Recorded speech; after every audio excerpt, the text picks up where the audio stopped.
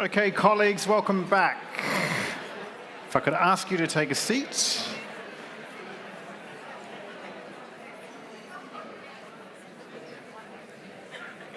Hope you enjoyed your sausage roll.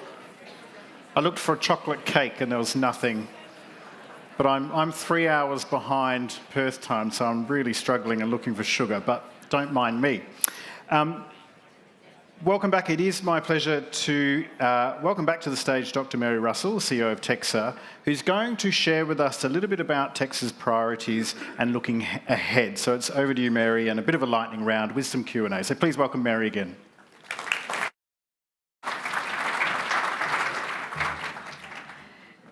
Thank you, Braden, and good afternoon, everyone. If anyone missed it before, I am Mary Russell, the CEO of TEQSA, and on behalf of TEQSA, I'm really delighted to see you all here, and certainly from the vibe I'm picking up, it's been a really engaging conference in terms of some of the conversations that are happening out of the sessions, as well as what's happening in the sessions. I'd like to begin by acknowledging the traditional owners of the land we meet on today, and I'd also like to pay my respects to elders past and present.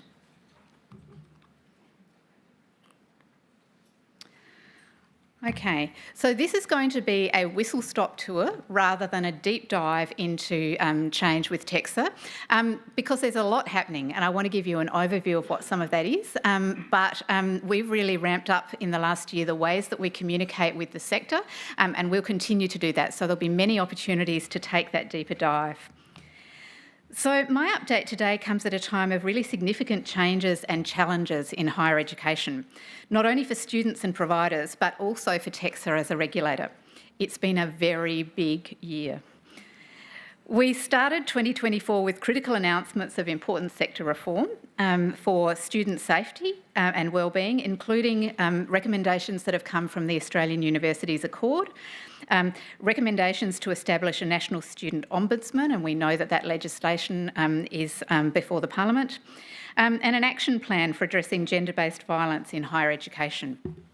They're not small issues, they are really big, and that reflects the sort of change and challenge that's happening in the process, in the sector. All key priorities for the sector and important pieces of ongoing work that TEQSA continues to support in different ways. So undoubtedly, it's a really dynamic operating environment for everyone. And with 2024 quickly drawing to close, we can expect the coming year to present new challenges and require adjustments for the entire sector, including for TEQSA. As the higher education regulator, we are changing too, and I'll share some of that with you today. So if you take anything from my update today, I hope it's this. In 2025, TEQSA is reviewing our regulatory approach with a new strategy that has a sector-enabling focus that balances ways of lifting our reliance on provider risk management and self-assurance with ensuring that we have rigorous and robust regulatory processes. It's developing the regulatory strategy and our regulatory approach is a shift to more transparency in regulatory matters, and we'll be consulting extensively about this, and we want your input.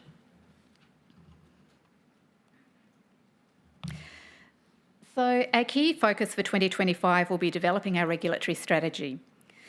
We want to evolve our regulatory work to make sure that it's more clearly aligned with risk, is proportionate and responsive to broader changes impacting Australia's higher education sector. This is a big piece of work for us with multiple layers of activity and change. The regulatory strategy will be a public-facing document that will cover how we monitor and respond to risks, how we further investigate a risk, and the assurance approach we take in our regulatory work. It will set out our regulatory principles, our risk appetite and our risk priorities, and how we apply our regulatory effort and activities according to risk. This is not the type of thing that has been presented as a coherent and transparent strategy to the wider community or to the sector in the past, but we think it's a really important piece of work for us for the present and the future.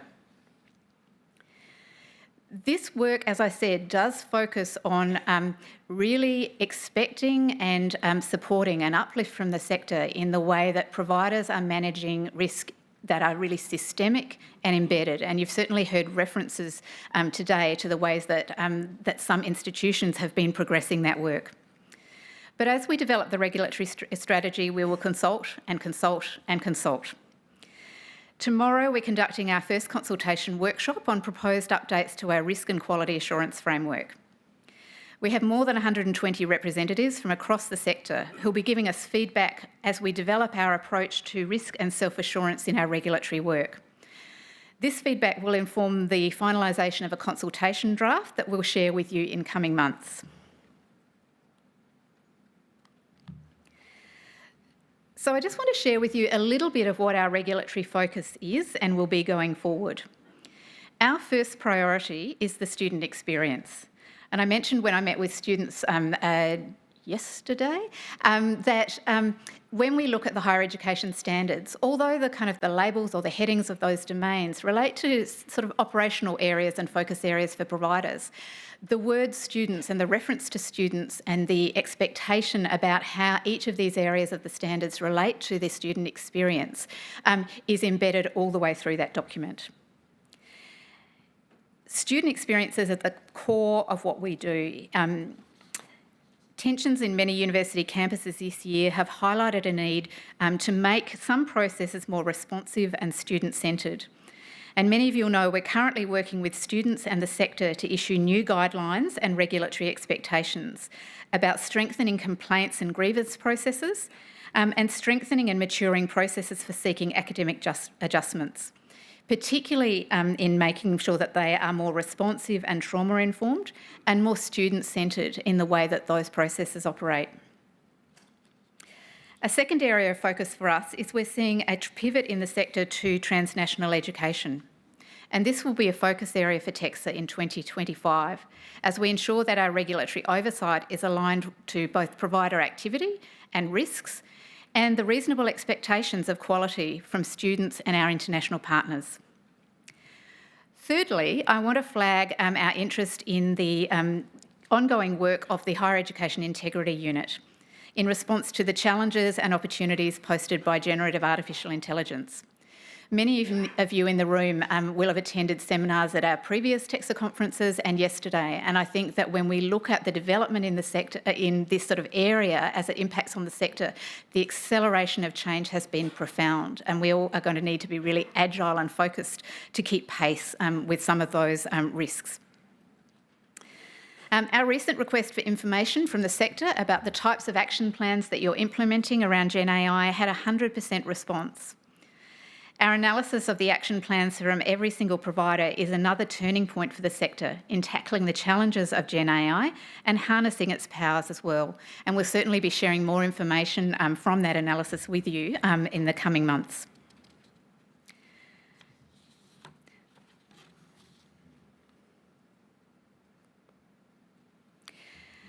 I also want to mention sector risk. And I want to emphasise this as representing something of a shift in emphasis for TEQSA.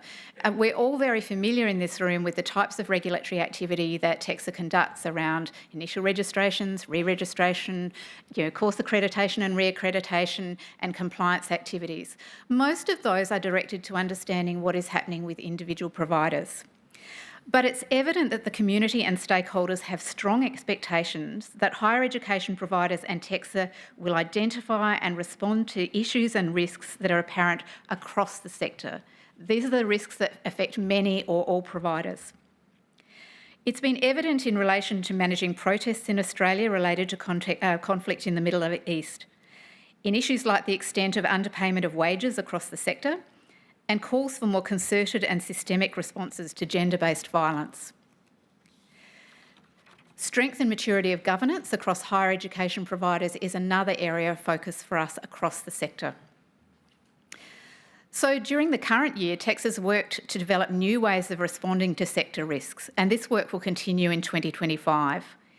It will include focus on complaints and grievance processes that I've already mentioned, measures to better prevent and respond to wage underpayment, and the type of sector assurances and expectations that we need to make sure that transnational education is delivered with consistent quality and consistently good outcomes.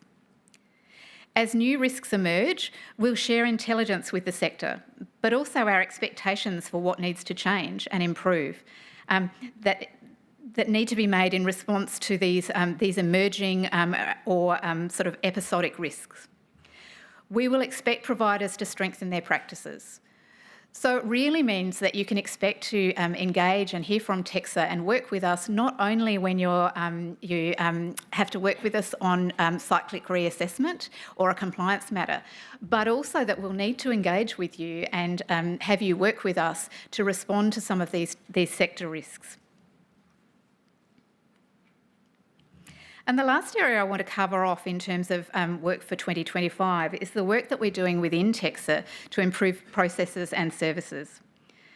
So in the next year, we'll continue our work to move our regulatory processes to a tiered model that is more aligned to risk.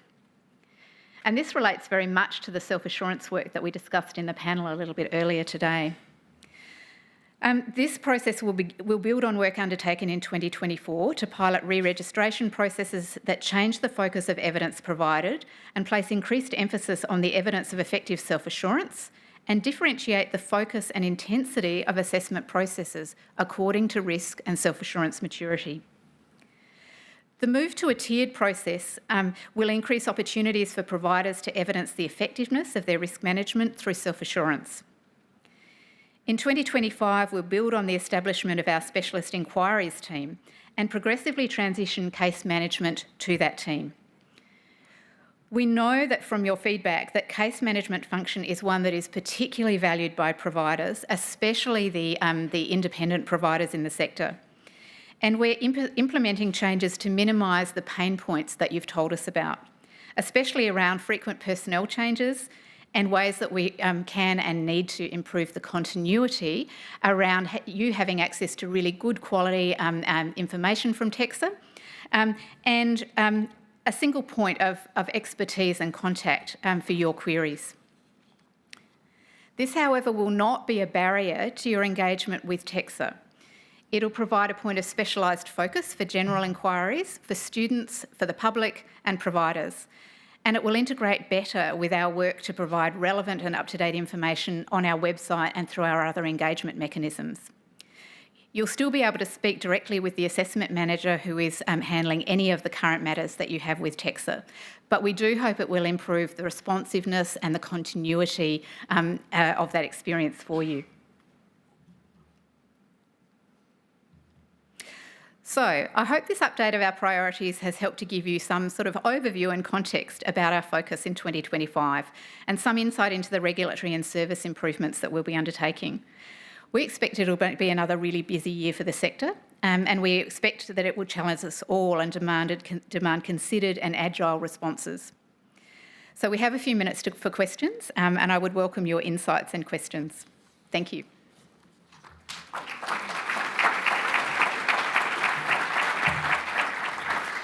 Thanks very much, Mary. There are a few coming through, and I'm conscious that we're trying to add a little bit more time, so we'll try and keep it short. The first question comes through is about financial viability for non-uni providers, higher education providers, where numbers have become severely constrained. What's the approach in terms of ensuring financial viability for those entities? So, you would know that financial viability is a key area that we identify as an important risk for providers and one that providers need to manage on an ongoing basis. We're aware that has increased as a risk for many of you. And what we expect is that is something that is being dealt with consistently and really actively by your corporate governing body and your executive. Now, some providers in the room may have had contact or reach out from TEQSA already to say we're seeing changes in the data that we look at for you, we understand there are changes in your circumstances. Tell us what you're doing about these, what are the business planning actions that you're putting into place, what are the risk mitigation actions, how are you handling the challenges, some of which are known and some of which you really won't know, and may be subject to whether or not legislation is passed shortly. So this is not a gotcha approach. This is one where what we want to see is that you're actually dealing with this as a real and compelling risk in your business, and are taking a very considered and responsive approach to that. In doing that, we expect you to have real regard for what the impacts are on students. And so some of the questions that we might ask you about financial viability are, is this impacting on access that students have to staff? Is it impacting on the sorts of services and supports that you have available to students? And if you really are contacting us to say, look, whatever has happened to us means that we are looking at transitioning out of particular courses, or making considering at a fundamental level whether we will continue to operate. We will, of course, have questions about, what are your teach-out arrangements? Do they need to be refreshed or updated? What information are you sharing with students so that they can make well-informed decisions and plans? We will liaise with the tuition protection services about the protections that there are in place for students. So we'll expect you to be anticipating possible impacts and making realistic and considered plans about them. But we do understand that it's a really difficult and challenging time, and we'll do this in a way that is as effective as possible without posing any unreasonable burdens on you in the way that we seek that information from you. The next question is related. In terms of international student caps, how are you perceiving that in relation to the sector? Is it a threat, challenge, opportunity? Just interested in your reflections on that. So TEQSA is not the agency that administers the international students caps that are being proposed under current legislation currently under consideration. I have to be really careful that I'm clear that the legislation hasn't passed. We're seeing a range of different responses. My impression is that the change in the environment around international students has certainly led some providers to consider pivoting to transnational education as a way to sort of diversify, I guess, the types of offering and the ways of teaching to different student cohorts. That'll be important to us to see that that's being done in a very considered way, where quality is paramount, where if third-party providers are involved, that is being managed with very careful oversight and consideration, and that lessons have been learned about some of the difficulties and challenges of providing really good quality T&E.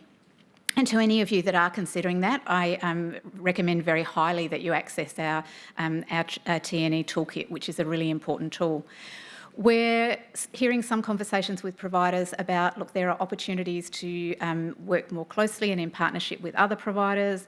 Some providers are thinking about rationalising across courses. We know that there are a lot of things that are happening, some of which are being seen as opportunities to pivot, and some of which are really contingency planning. So we have a lot of sensitivity around what that means to providers as well as for students. Thanks, Mary. Thanks for mentioning the toolkit, because that was one of the questions. Maybe final question, given that we're conscious of time. Is TEQSA considering potential risks to the sector posed by edtech companies, and what's your thinking on that? That's a really good question that I don't yet have an answer to. I'm going to take that on notice and come back to you with something that's more considered from discussion in TEQSA about that as a potential risk area. Sorry, I haven't got that right now. That's okay. Thanks very much, Mary. Please thank Mary. Thank you.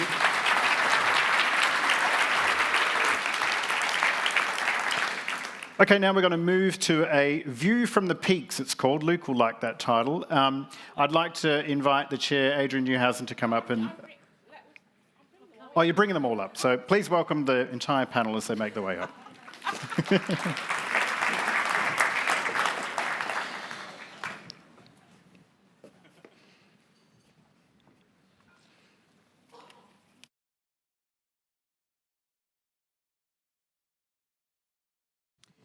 So yes, I brought the whole panel up. We're short of time, and you've heard enough from me.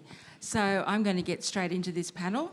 As Braden said, this is a view from the peaks and the peak bodies, and I have with me on the stage Jenny Dodd, Chief Executive Officer of TAFE Directors Australia, David Perry, Chief Chair, Independent Higher Education Australia, and Luke Sheehy, Chief Executive of Universities Australia. The format for this panel is that I've asked each of them what they think the 3 key challenges have been over the year for them and their member providers.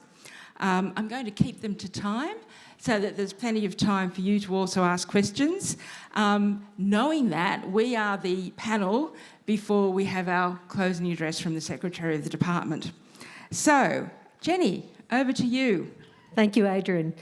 So from a TAFE perspective, the National Skills, many of you will know this, but a lot of you may not. The National Skills Agreement was signed last year between the Commonwealth Government and the states and territories, and that gave, for the first time in 11 years, some surety of funding as to how the vocational education and sector move forward. Approximately, for those of you who don't know, 30 to 40% of the funding comes from the Commonwealth, 60 to 70% comes from the states and territories. Now, what's been really important about that, especially in the context of this agenda today with TEQSA, is picking out a couple of highlights. The formation of TAFE Centres of Excellence, of which there are quite a few now announced. I think we're up to about 7. And those TAFE Centres of Excellence are about partnerships with universities, partnerships with industries, and they're located in particular states and territories driven by TAFE. So I think that that's really critical, and they are a significant policy change that I think puts in place a lever that can bring about innovation and is a challenge going forward. Within those TAFE Centres of Excellence is also something that's happening amongst TAFEs around the country now, which we haven't really seen before. There's been pockets of it, but where there is a really deliberate move now for collaboration. And if we think back to Danielle Wood's presentation this morning, she talked about collaboration between the development of learning resources and so on. We're going to see through those TAFE Centres of Excellence, and there's a requirement that they have a national response. So TAFE's working with TAFEs in a way that they've always done in loosely formed ways, now in a much more structured way. The second challenge, or the second opportunity I want to talk about, is TDA's perspective on the tertiary education arena. We think the use of harmonisation is well overused. We think it is something that will, one, be hard to achieve, and two, is perhaps not really, as David Coltman said today on the panel he was on, is necessarily the direction that is the only direction. But what we do think has been missing, and it is timely, and the Accord probably stimulated this more than anything else, is for single tertiary education policy that recognises and plans for the future in a coherent way that brings the two sectors together with respect for one another, with equal funding and with opportunities that they can contribute. And the work of Jobs and Skills Australia can contribute in many ways to that. But the conversation around harmonisation, while meaningful, while may have some short-term gains, has become, in our view, a little bit overused. And the third and final part of that is the move by TAFEs themselves. I want to congratulate Holmes Glen Institute, a number of their staff are sitting here today, for achieving self-accreditation with TEQSA. We only have, within the TAFE sector, 28 TAFEs. They're members of TDA, 6 of those are dual sectors. So of the 22 that are operating as standalone TAFEs, the majority of them are now higher education providers registered with TEQSA, and the majority of them are now moving towards self-accreditation. And that will be a push going forward, and within that is one of the key objectives that TDA asked for through the Accord process, which was, as public education providers, Commonwealth-supported places for our students. And Tony assures me it's still on the agenda. Let's wait and see. Thank you very much. Have you? Oh, you have got. I was going to say you have got a mic. Over to you. Thanks, Adrienne. Yeah, I guess the context for my 3 challenges is I can't remember a time in the sector over the last 10 to 15 years where there's been more policy uncertainty and change, and I think that just creates a sense perhaps amongst our members of trepidation about where we're heading, or constant scramble as we just try and keep up and react to things that are constantly being announced or released. I think certainly it can be disruptive to staff and students. So within that context, 3 challenges, and apologies in advance to Tony Cook for my strong views. I'm sure he's heard them all before, and we can still be friends. But number one, in terms of urgency, I think we've got to talk about international education policy, including student caps and the long-term impact on the sector. I hear its position has been we're opposed to student capping because we're not convinced it will achieve the desired outcomes or benefit society more broadly. But if it's going to happen, we've been advocating for a common sense approach to implementation. I think our position has been, for example, it should be starting in 2026, not 2025. If it's November and we don't have final legislation yet, such a major policy change shouldn't be rushed. And for the independent sector, basically, providers universally just had their 2023 numbers reduced by 32.5%. And our position has been, it seemed like an arbitrary and unfair allocation that then makes it quite hard to have certainty about the best way to move forward. So international, I think, has been the challenge that's absorbed the most airtime and certainly thinking time over the course of this year. By the way, whenever we talk about student capping, it's hard not to sound self-interested, and perhaps we are, but the self-interest isn't just financial. I think it's actually genuine concern about the impact on our students. So the sector is integrated, as you know. We don't have international over here and research here and domestic here so that changes can be isolated. I think we all know that a change in one part of the sector has flow-on effects to other parts of the sector as well, and I am hearing deep concern about the long-term impacts that the international policy might have on the sector. Number 2 for us would be the university's Accord implementation agenda. We believe there were some really good policy recommendations that came out of that whole process, but now we want to see them land well and make a real difference. Obviously, the first step, it seems, will be establishing the ATEC in 2025, and I think that could be an outstanding success or a real challenge. I think if the ATEC can take a strategic sectoral view, then there could be some great policy outcomes, but there's also the potential, at least, for regulatory overlap, congestion, if ATEC gets too involved in trying to run the whole system. As an example, having just received our Support for Students reporting pack to the department last week, which of course we will diligently complete and send in, it is clear, I think, that we're reporting on areas that TEQSA is also monitoring, hence the concerns about some duplication. Look, overall, our hope is that the Accord is a review that actually leads to positive and practical outcomes. And then number 3 for us is the perennial challenge of inequitable policy settings that ultimately lead to inequitable impact on students. And we could talk about the 20% loan fee, we could talk about access to CSPs, we could talk about access to other things like equity programs and enabling funding. Our hope for ATAC, I guess, then is a pivot towards equitable treatment for students across the whole sector. So probably good to finish with that reference to hope. I don't want it to sound like a whinge. It's not, but you asked about 3 challenges. So there they are, 3 challenges for IHEA and its members: international, Accord implementation, and the need for equitable policy settings. Thanks very much. And now Luke. Well, I think David stole all of mine, but I'll have a few things to say. That's all right. Of course you would. So, firstly to Braden, welcome to the Alumni Club of being the MC of the TEQSA conference. You're doing a great job, although, 5 years ago was the peak, so just letting you know. But it's good to be invited again in some form back on stage. Can I start with research, which is a challenge because what we do is so fundamentally important to shaping the future prosperity of our country. And one of the things I think about a lot, and we're thinking a lot about at Universities Australia and our members, is how to build our future prosperity. The business model of Australia is so reliant on the fact that we need to do new things that isn't just digging stuff out of the ground, and that we have a fundamentally, important economy, but not just a knowledge economy that benefits, the top end of town, but a full participation of people with high skills in high wage, secure work. And that's something that really is a challenge for not only universities, but the country. And that is something that we think this year, and through the Accord process, is, if I'm to be candid, a little undercooked, which we could do a hell of a lot more on. Of course, there's the strategic review of research, but I have lost count about how many research reviews we've done over the 20 odd years I've been in this sector. Some excellent work has been missed. I think about the Triple F review, I think about other things that we've done in the past.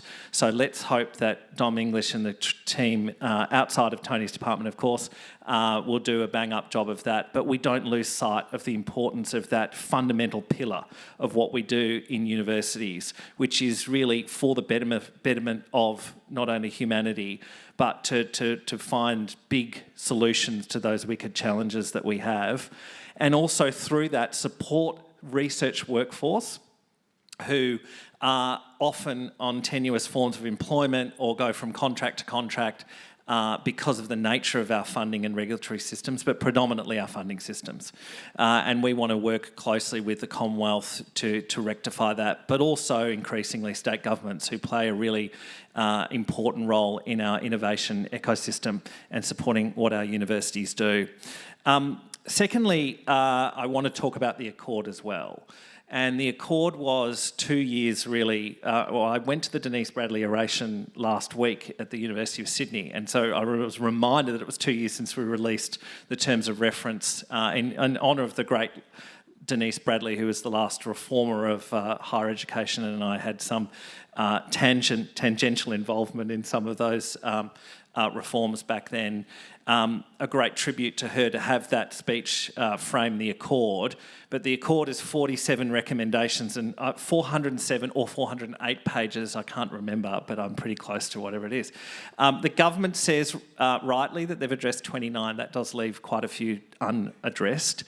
There are some of the 29 that are not yet funded, and we look forward to some of those future funding announcements, and let's hope some of them are in this side of Christmas. I'm optimistic that we might see some future funding commitments which the Minister has promised us, so that would be a good thing, because there is a fundamental part of the Accord that we all want to address, which is the continued democratisation of access to higher education and tertiary education more broadly. That as 80% attainment target is a worthy aspiration for a modern economy like Australia, and we need to do that. But there are many, many other things. First Nations and Indigenous knowledge is at the heart of what we do in our higher education system. Is fundamentally important. A solutions fund to find solutions to what I've talked about in the research is yet to be addressed. And can we do something about the AQF while we're at it? Because I would love to see that happen. I'm sure many people in this room would like to see that happen. Now, there's a third issue, and I can't remember what it is, but I may have talked about it a few times recently. The letters MD and the numbers 107 come to mind, but I'm not sure what it relates to. But really, the state of the international student visa processing system and the subsequent approach to student visa caps has what I've been described as a funeral pall over what should have been a year of reform. And it has really blanketed over what we wanted to do in universities and in the tertiary sector more broadly. It's just to drive a reform agenda that brightens the prospects of Australia's future. We will get through that. I know it's a conversation that we probably should have had as a sector, but was it the right way to do it? Absolutely not. I'm hoping that we can get through it. I recognise that a lot of our universities are in an enormous amount of financial difficulty because of the long tail of COVID and the extra long sting that has come from the international students debate.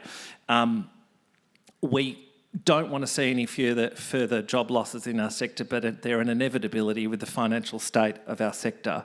So that leads me to a fourth thing, which is my cheeky extra prize, which is the incoming Australian Tertiary Education Commission needs to look at the financial viability of the entire tertiary education sector, because I worry about without the additional discretionary funds or the additional funds that we can have flowing from international education, we may be in more trouble than we thought we were 12 months ago. Thank you. So, food for thought for everybody, and you've got a few claps clap me, there, it's Luke. fine. I'll clap myself. No, it'll go to his head. Keep calm. The questions are coming in, so thank you very much. After that spiel, I'm going to direct this perhaps to David first. Is there a concern amongst the panel, and Jenny, then you can have a think about it as well, and we'll just let Luke calm down. Is there concern amongst the panel that higher education seems to be more... Oh, my question's just moved. Do you want me to ask one? is more of a focus of a political issue rather than critical to Australian industry and society?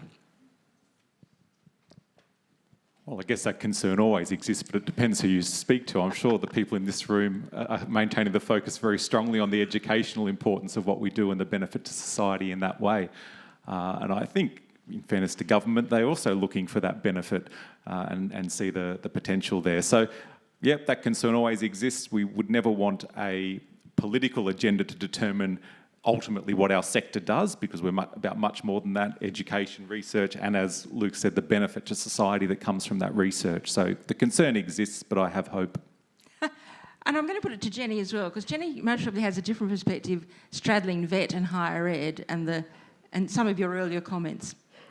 Look, I think there is politics within education, and I don't think we can walk away from that. And in the TAFE sector, as public servants within states and territories, they have to straddle quite significantly a multitude of political perspectives, I suppose, as well as being servants of the governments of their states and territories. But it's absolutely critical for Australia that our tertiary education policy is out there driving to the benefit of our people who come to learn in our organisations and the industries that we serve and the communities within which they live. I thought Kath's in the previous presentation, just before afternoon tea, who talked about her experience of having started in TAFE in regional WA, and then as that evolved, she went on and is now studying a degree. She epitomises, I think, what tertiary education actually does give individuals, and it's not always about the policy that drives us, it's about the individual who finds the opportunities to use that education for their personal benefit, but ultimately that will lead to a strong Australia, strong industries and strong communities. So maybe that's a Pollyanna view of the world, but I honestly think that we are really, it's pivotal to the sort of Australia we all want to aspire to be part of. Luke, question for you, and it sort of follows on from your spiel. Higher education accord versus university accord, nomenclature matters. What's your view? Well, it's a great question, because I think we did focus almost, the majority of the university's accord was about higher education policy, and this is a risk that we also had coming out of the Bradley review, that the tertiary piece was underdone, and then we throw words which I think I agree with Jenny on. It's integration and collaboration. We need a collaborative system that recognises the importance of two great public systems complemented by high quality private providers that are separate but collaborative together.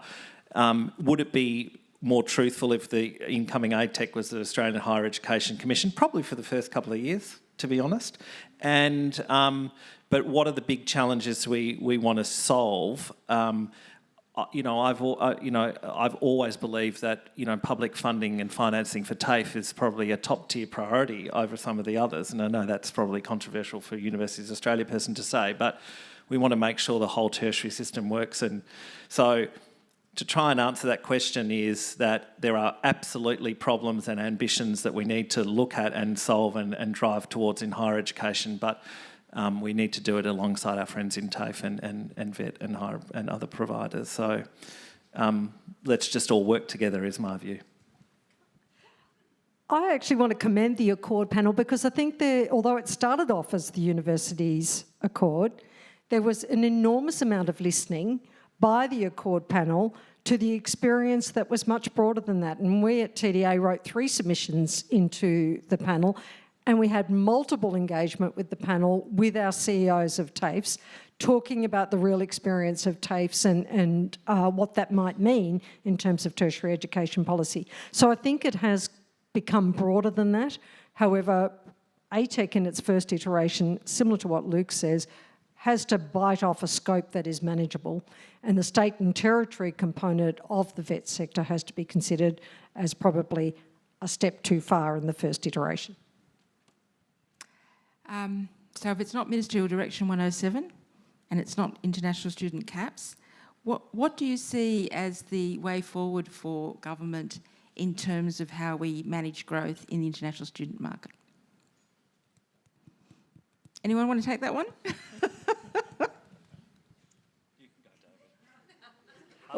We're very quickly supportive of the transnational approach. We think that there are real opportunities sitting there within the vocational education and training environment.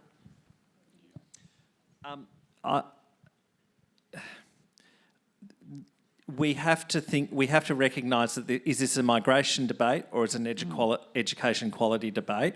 And the balance in international education, when skewed to one side, creates terrible outcomes. And I think we can summarise this year as being skewed to the migration debate. Let's get it back to a balance between education quality, the experience for students, and of course what it contributes, and the robustness of our migration debate. That said, if we don't get if the bill doesn't get passed, and not we, if the Parliament doesn't give us the certainty of the bill, and we continue with Ministerial Determination 107, we need to have a good hard look at what the future sustainability of our sector is. Yeah, and just to pick up that point, there were two clear rationales given for the caps, and obviously one was the migration part, the other one was dealing with perceived lack of quality in certain parts of the sector. And I think if that exists, let's deal with it with a targeted approach rather than with a sledgehammer that affects the whole sector and hurts even the quality providers that are there. So. Thank you. Luke, you started to talk on this in your 3 points, and it's around research. We also heard from Danielle Wood this morning about the importance of research in terms of productivity for Australia. So do you and David have views about the expansion of research beyond the public system into the private higher education system? Well, I think the research in an ecosystem in Australia is terribly small, and universities currently do an enormous amount of that research already, and we're very proud of the fact that we do that. We need to lift Australia's overall R&D effort, and that's going to require more than just universities to contribute to that uplift. That said, back to my points about research workforce and all of the other kind of issues that we have within the higher education and particularly universities context. Jenny and I have talked about, TAFEs doing research through the Accord process. So, we're of course open to that. And I had a great discussion this week at the University of Wollongong about hospitals taking more of a role in the health part of it. So I think there is a kind of broader ecosystem that we need to develop, and it's part of that overall uplift. If you look at Australia's overall investment at GDP, we're really well below that 3% aspiration. So we could double our efforts tomorrow and, still not be there. Well, my point will be in the independent sector, there's already a lot of research happening. The only difference is it's not government funded, so it's funded by industry, it's funded by philanthropy, it's funded by any resources that we can get our hands on in order to support the research. So I actually think there's the capacity and the desire in the independent sector to make a greater contribution. There probably needs to be some funding to support that. And Jenny, Centres of Excellence have ambitions around research, don't they? Yeah, and I do think if we reflect on Danielle's presentation, where she did talk about the low contribution, or she didn't use those words, but the relatively low, I suppose, contribution by industry, TAFE Centres of Excellence, with industry having to come to the table, TAFE-led potential for university partnerships, have an opportunity to maybe change that dial a little. But there's a lot that has to happen, I think, to really bring industry into the table around research, and a lot of the focus from the TAFE Centres of Excellence will be in applied research. So knowing that we have our closing speaker, who's most probably taking notes as we speak, I'm going to move to the latter part of our panel session, where I asked each of the panellists to think about something coming forward. So our conference theme was around anticipating challenges and embracing change. So for each of you, what's your crystal ball challenge or opportunity for the sector over the coming years? Who wants to go first? Oh, okay, all right.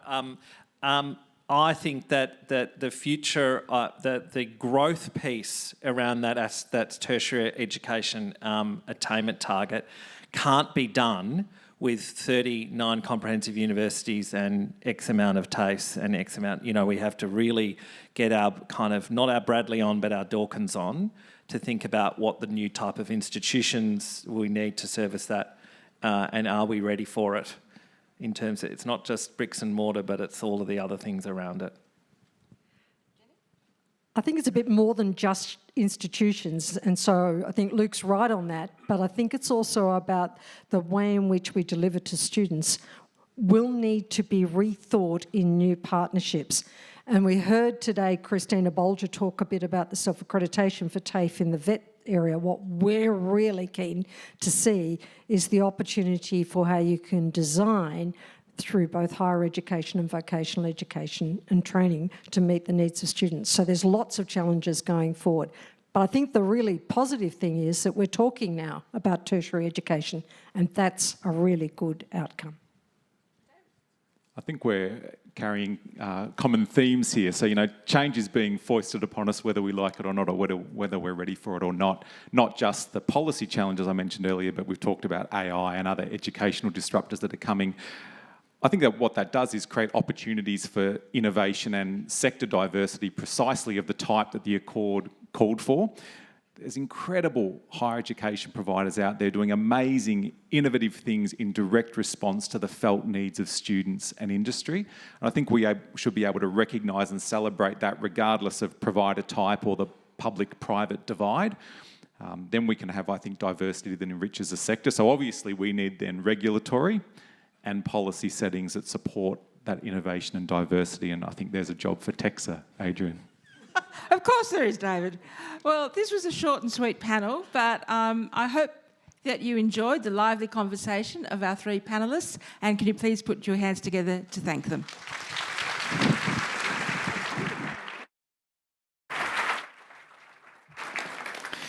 Thank you, Adrienne, Luke, David and Jenny, for a really, I think, fantastic, robust and frank discussion. David made mention of the Accord landing well, and there's a shared hope and ambition for that. I kind of feel like Tony might have slipped in the ministerial direction question into the anonymous slider, I'm not sure. But what's going to happen is Tony's going to deliver our closing keynote now. We're really delighted to have him here. The keynote is entitled The Australian University Accord Transforming Big Ideas into Real-World Reform. Now, Tony Cook PSM is the Secretary of the Department of Education and Chair of the Implementation Advisory Committee. I kind of feel like I'm inviting the final speaker of the opposing team, but that's not what we're doing. We're really delighted to have you here, Tony, so please welcome Tony Cook.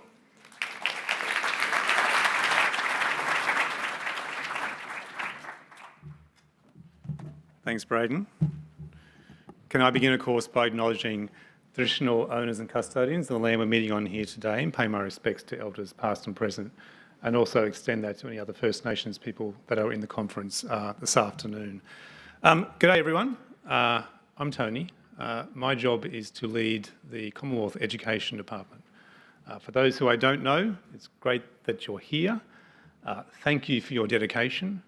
Thank you for being here at 4:30 in the afternoon to listen to me, but also thank you for your passion and the work that you're doing in the sector more broadly. Can I just get a sense? Sorry, just so you know, I'm an early childhood teacher, so that's my job. I'm still registered to do so. I'm not going to treat you. I'm not going to ask you to sit on the floor and cross your legs, but I'm going to be a little bit interactive to start with. Can I just get a show of hands? Private providers. Can I just acknowledge the work that you do and say thank you for the work that you do every day in the context, as people have said in the panel before me, in a really quite complicated sector here in Australia. So I just want to call you out as an important part from my perspective of the work that we're doing in the sector more broadly. The public providers? No one? Oh, okay, cool. Thank you, obviously. I mean, I think it's a fair reflection that particularly around the Accord, which is what I'm mostly talking about this afternoon, and I've been with the Accord from day one. I obviously was part of, in my previous role, which was the DepSec of Higher Ed, to help the government establish the terms of reference for the Accord. I was on the Accord panel for a little while as the DepSec, and then I'm chairing now the Implementation Advisory Committee in relation to the Accord and the work that's come out of that Accord, and it's a great job to do that. And Jenny was on that panel and is on that panel, so thank you, Jenny. I think it's a fair reflection that the Accord, in terms of some of the work that they did, was a very strong focus on public universities and public providers. And I think there's work for us to do going forward around looking at the totality of this sector. But thank you to also the public providers for all the work that you're doing. We know, and everyone has said it, and you heard from the Minister this morning, there are 6 bills in the Parliament, in my portfolio alone, that have to get through the Parliament, or the Minister would like to get through the Parliament over the next 2 weeks. 3 of those bills are higher ed, 2 are schools, and 1 is early childhood. There has been a lot going on, and I know you're feeling it. We're all feeling it across the sector, and I want to call that out and acknowledge that as well. Vet providers / dual providers, some of you will be the same to some degree. Again, that's a really important part of the conversation that we have going forward. It was interesting to hear from Jenny in the panel just a minute ago about what that looks like. Jenny, I've gone through and crossed out the word harmonisation in my speech. What word do you want me to use just to help me in my speech? Is alignment okay? There we go, tertiary education policy. You guys can just put your hand up or do bingo or something when I say harmonisation. But it's a really important piece of work. I've been to a number of dual providers and the great work that they're doing. And I think we need to look at that going forward and how we can build upon that. And can I just ask how many students are here? Great. So thank you for the role that you're playing in the sector more broadly as well. Your experiences, your knowledge. I heard the contribution, the panel was excellent. And I'm glad I wasn't here because there's a lot of hard questions apparently.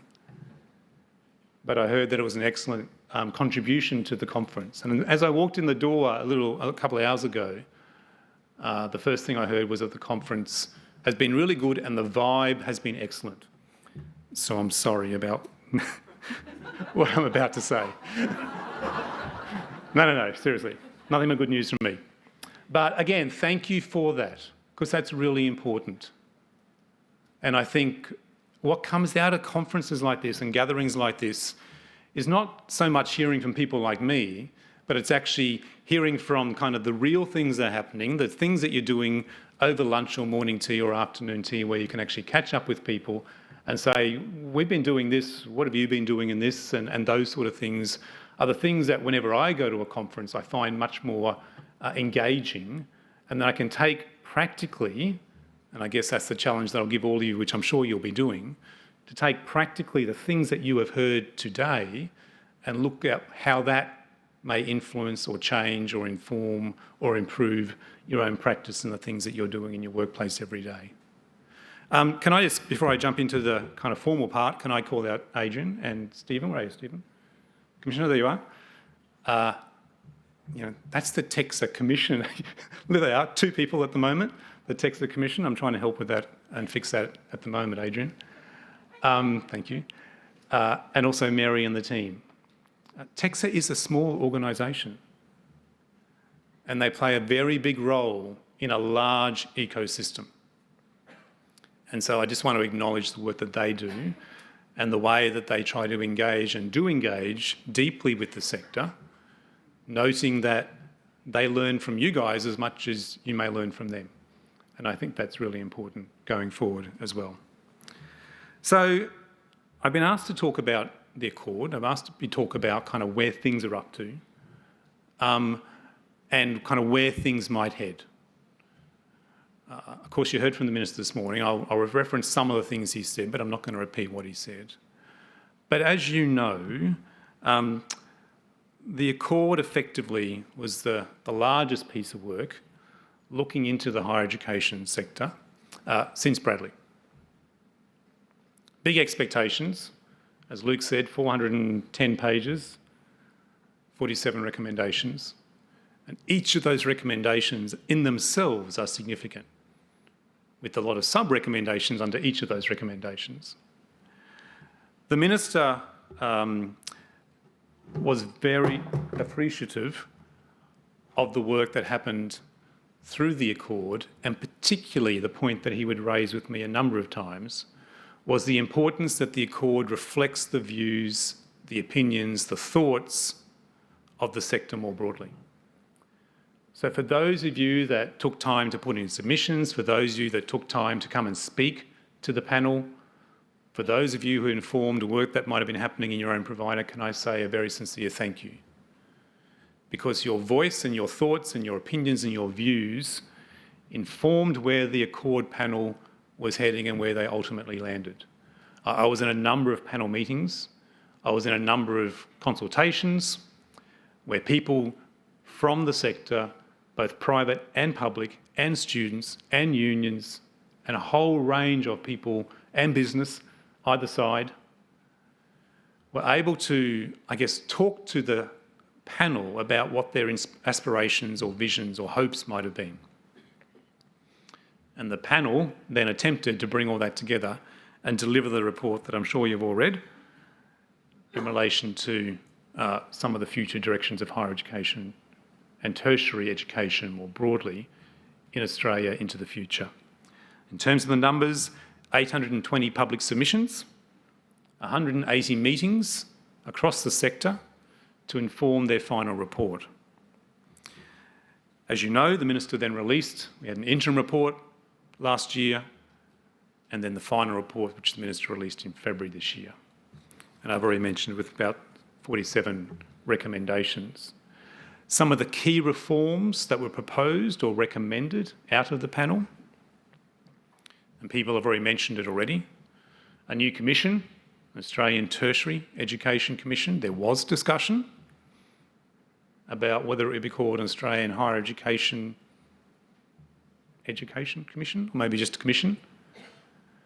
ATEC doesn't roll off as easy, that wouldn't roll off as easy as ATEC does, but there was some discussion about that. But the panel recommended that the focus on tertiary was important to set a line in the sand and an aspiration, if nothing else. And the comments in the last panel, I think, are fair to say that the establishment of ATEC will most likely initially have a great focus in higher education, or a greater focus in higher education, because of, dare I say, some of the complexity, having worked in a state and a number of states in my lifetime, the complexities of bringing the federation in to some of the conversations that the ATEC would have to do more broadly around skills, which doesn't mean that shouldn't be done. The other key reforms, which I'll talk about a little bit more in my address this afternoon, was a new higher education funding system designed to deliver growth and equity, a managed growth system. And I'll touch on that a little bit in a little while.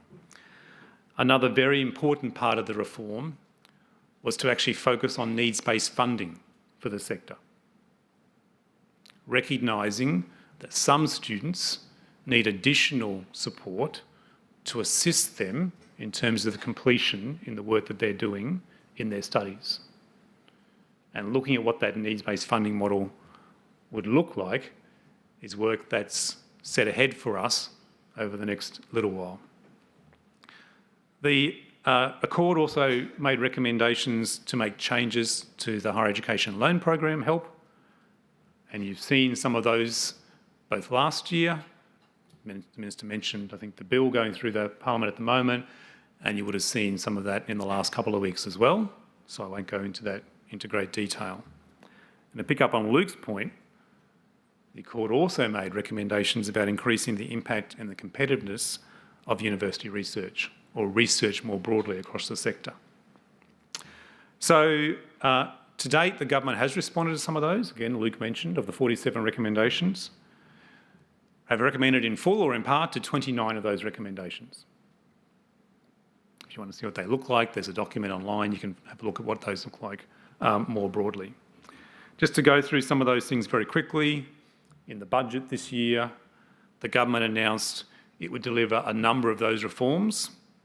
So ease the cost of living pressure on students, which is not in my portfolio.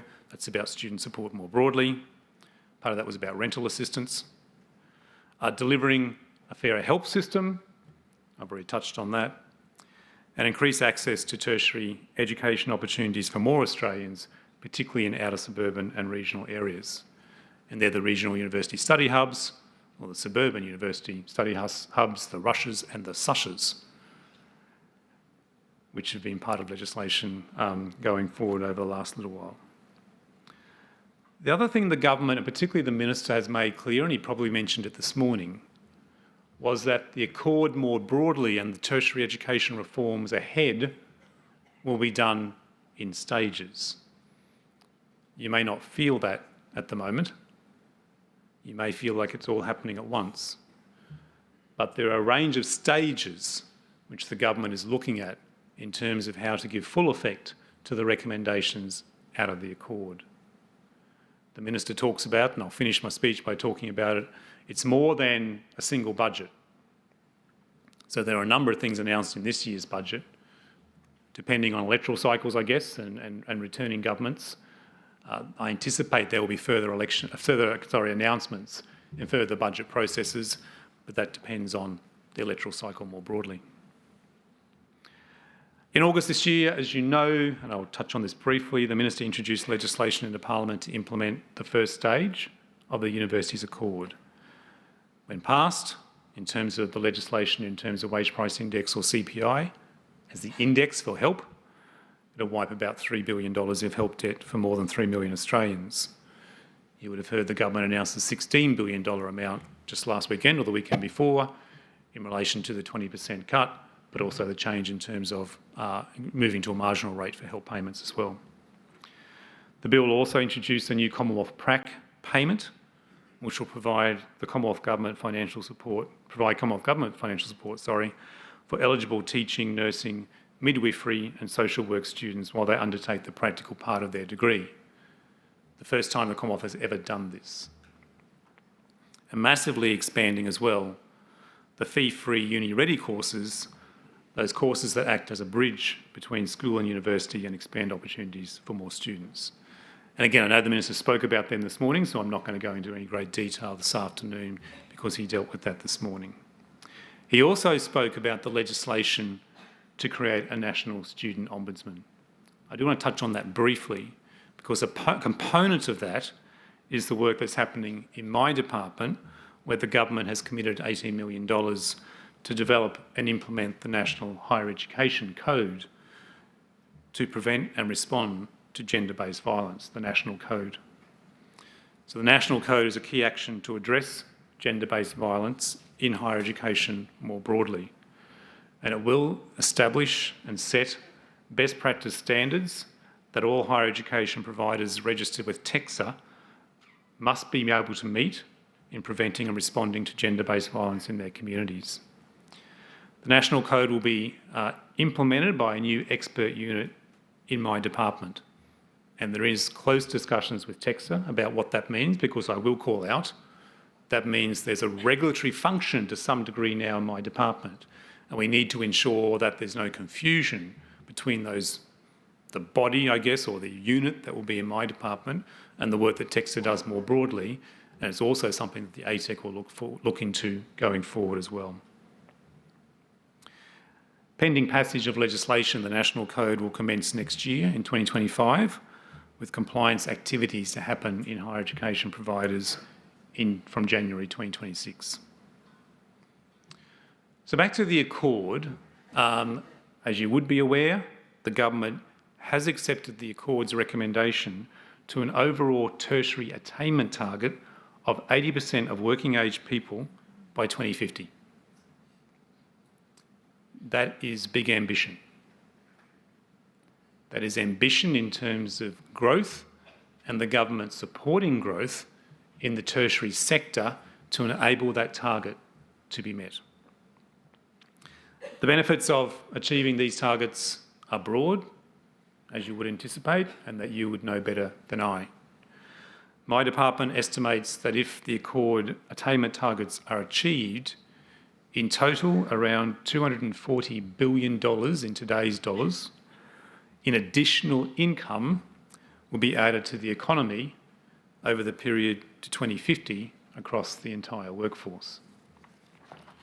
However, as I mentioned, this target will require significant growth in both higher education but also VET participation and expanding access for those students that are currently underrepresented in the tertiary sector more broadly. So to drive this growth, the government has committed to deliver structural reform in the tertiary sector, and particularly in the higher education sector, to the way the system is managed and funded. Through three things, which I've already mentioned: the Australian Tertiary Education Commission, to act as an independent steward for tertiary education to make sure our national skills are met, a new managed growth funding system to better meet student demand, to maintain sustainable system growth and increase opportunities for people from underrepresented backgrounds to attend university. Part of that growth is both domestic and international going forward. And a new needs-based funding system to better support underrepresented students to participate and also to succeed in higher education. So these three structural reforms, which are just some of the many recommendations out of the Accord panel, the government sees as being important, both in terms of delivering the long-term vision set by the panel, but also in meeting the government's own ambitions for a better and a fairer education system. So I'm just going to unpack those three areas very quickly. So let's go straight to ATEC. So the Accord recommended that to get higher education and VET working more closely together, we need one body that can work through a tertiary system, not harmonisation, and alignment, I guess, between the two. I've been in the sector for many years now, and including AQF, Luke, was it you? And I've heard us talk about this for many years. There are green shoots. I've seen plenty of examples where there's amazing things happening. But in terms of systemic change and systemic reform, I don't think we've been able to achieve it yet. And this is the challenge for not just policymakers like my department, but us in the work that we do, and I guess the new ATEC, as to what that looks like and how we can ensure that we get more success in the work that we do systemically in this alignment between VET and higher education to ultimately be the goal of tertiary education more broadly. So the Accord recommended that the government establish ATEC to take a new leadership and stewardship role across the sector. And in the budget this year, the government agreed to an ATEC intended to be established and be responsible for tertiary education system stewardship, delivery of funding arrangements for higher education, including, you might have heard Minister Clare talk last week about advice to government on the setting of fees, and particularly in relation to job graduates, and ongoing tertiary alignment and data collection and reporting. The goal of the ATEC is for it to provide a pathway to drive growth, equity and diversity in the higher education sector, for it to focus on delivering and sustaining long-term reforms, strengthening relationships with the sector and building better educational pathways for students. And David, one of the other roles that the Accord panel proposed for ATEC was to look at the regulatory burden that currently exists in the tertiary sector more broadly. It's proposed that the ATEC will be established with strong and independent leadership through ATEC commissioners, including a First Nations commissioner, and supported by skilled and capable staff with direct and deep experience in the tertiary sector. That they also include knowledge of both public and private providers and the work that happens across the entirety of the tertiary sector. To assist in its functions, the ATEC commissioners will be able to consult and draw on the expertise of other officials, including the TEQSA Chief Commissioner, the Australian Schools Quality Authority, the ASQA CEO, and the Jobs and Skills Australia Commissioner, among others. It also proposed that TEQSA would retain its regulatory roles and powers. That's what the government had proposed. I know there's been conversations and models about TEQSA and ASCA, and does TEQSA become part of ATEC, and the things that go with that. The position is that TEQSA will continue its role, and ATEC will focus particularly initially on those areas, as I said, around managed growth and also needs-based funding. So in terms of managed growth, the court also found that the current funding system does not provide sufficiently fully funded growth in domestic enrolments to meet skills needs. It said that the funding model was overly complex, which allowed universities to enrol students over the funding cap, but only receive marginal funding for additional students, which created adverse flow-on impacts for the whole system.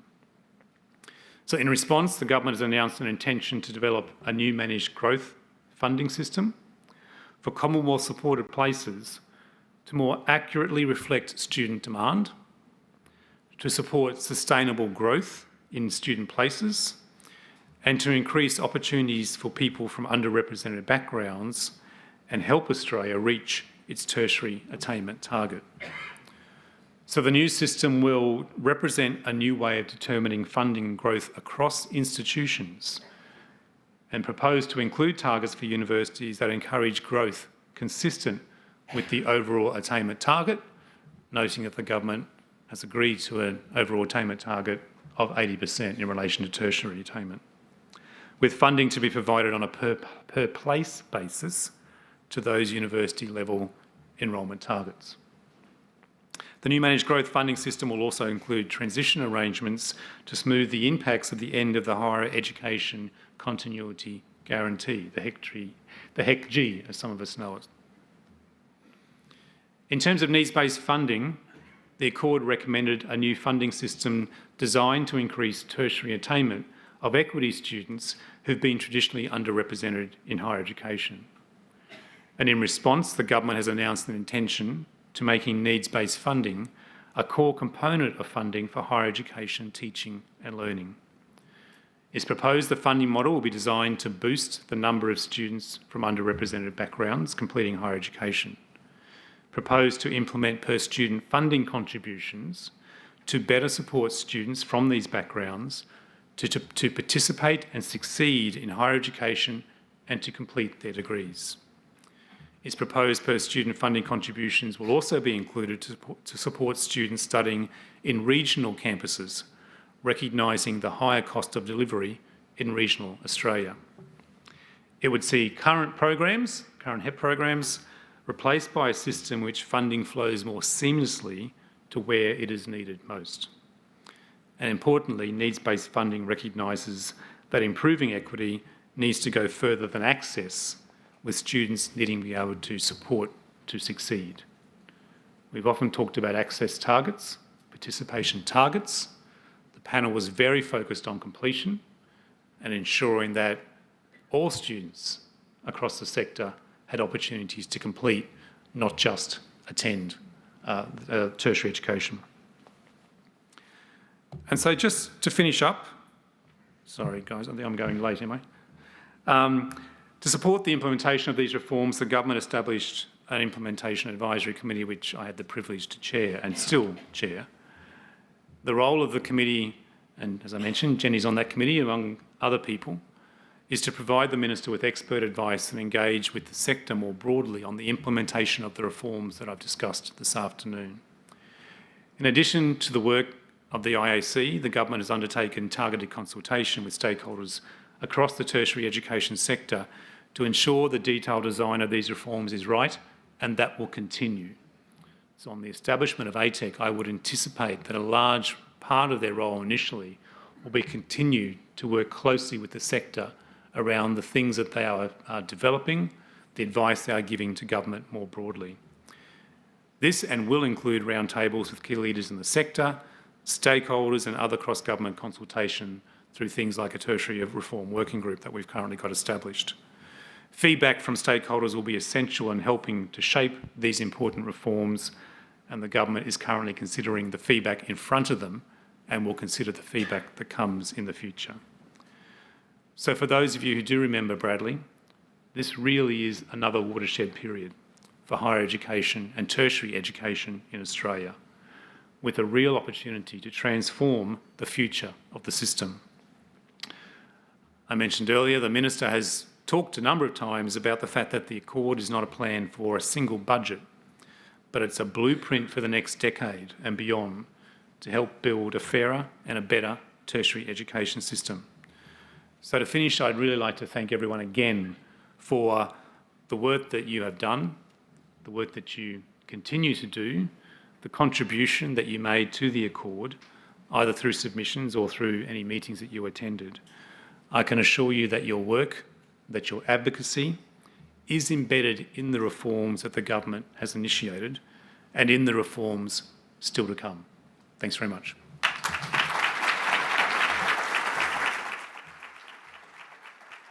Thanks, Tony.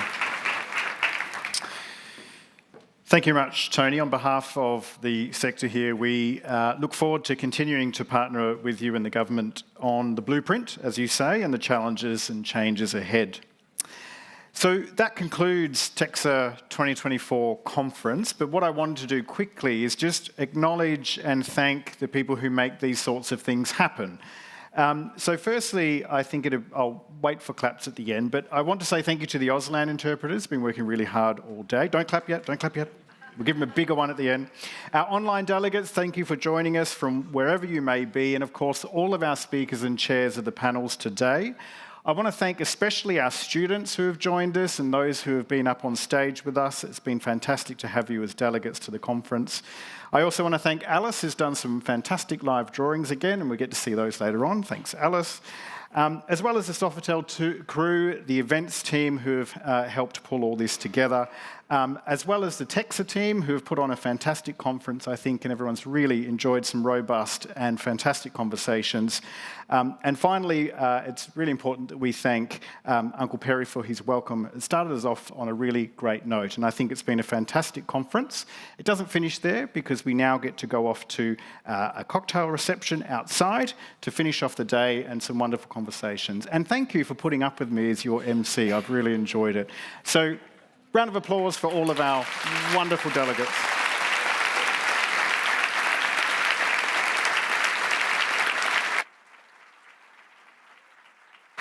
And just to make sure, when you get sent an evaluation form at the end, you must comment that Braden was way better than Luke. So I appreciate your time.